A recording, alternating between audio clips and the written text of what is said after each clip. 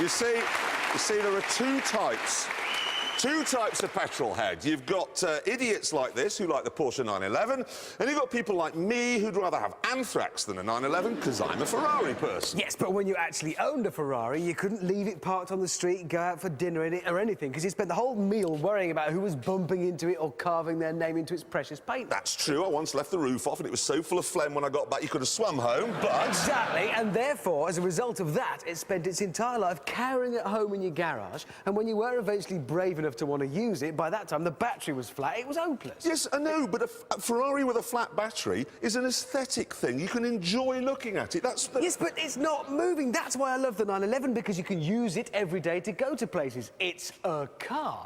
And now there's a new turbo version, which we asked him to drive in the hope he'd see the light.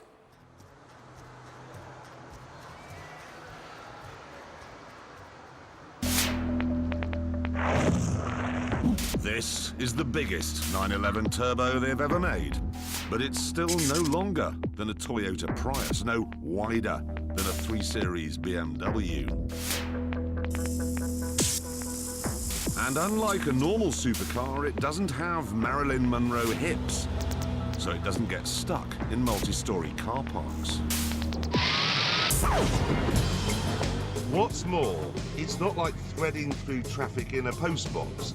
In a Ferrari, you can't really see where the buses are, so you can't carve them up. But in this, you can. In a Ferrari, you'd be forever worried about graunching the nose on a speed hump. But not in the 911. And it doesn't even harm the sky very much, either. It may have a flat 6 twin-turbo engine, but it only produces 300 carbon dioxides. That's 100 less than you get from the back of a Ferrari 430. And if you drive this car through a really polluted city, Los Angeles, Calcutta, Harrogate, something like that, the gas coming out of the exhaust pipes is less toxic than the air going into the engine. And I'm not joking, that's true. This, then, is like a small, efficient, easy-to-use vacuum cleaner. They should have called it the Porsche Dyson. And it'll suck up your luggage, too, because, unlike any other supercar, its boot is easily big enough for your weekly shop. There is the peach and peacock, the cornerstone of any Porsche driver's Sunday lunch. And there's still room left over for the ice cream made from the bones of your defeated squash opponent. And you can use this car on the school run because it has back seats. I mean, obviously, you'd have to have fairly thin children, but then you would have, because you've got a Porsche 911, so you'd have a thin wife.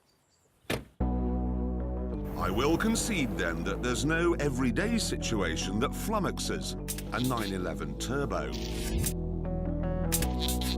And so, because you can use it every day, its battery won't be flat when the moment is right. And you fancy a drive.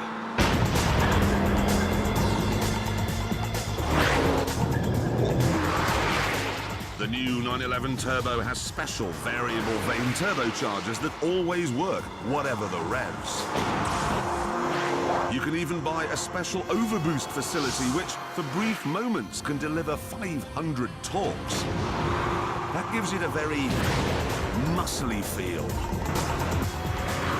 And it's got a special new four-wheel drive system that doesn't allow any form of under or oversteer. You just get so much grip that your eyes start to hurt.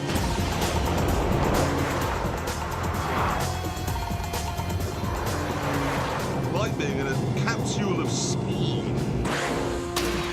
So, when the sun goes down, you can really get cracking. Okay, let's engage the stability management program and put it in sport mode. That's changed things a bit. Now, every time I turn the steering wheel, it feels like I'm drawing a line through the laws of physics. This is not driving. This is pure maths. So how does it compare to my beloved Ferrari?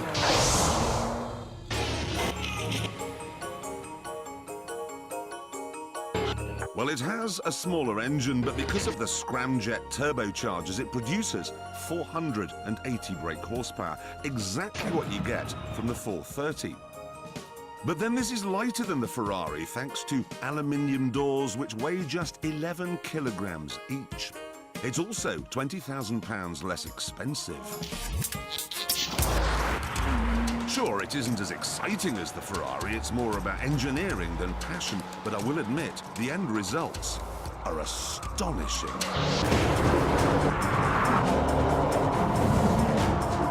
Let me give you some performance figures. 0 to 60, 3.9 seconds. Top speed, near as makes no difference, 200 miles an hour. But this is my favourite, okay? 40 to 60 in second gear.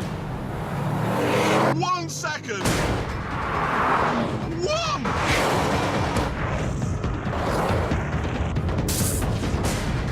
It's amazing because it's not just more usable than a Ferrari, more practical, but I think out here, in the real world, with crests and dips and bumps and blind brows, I think it's faster as well.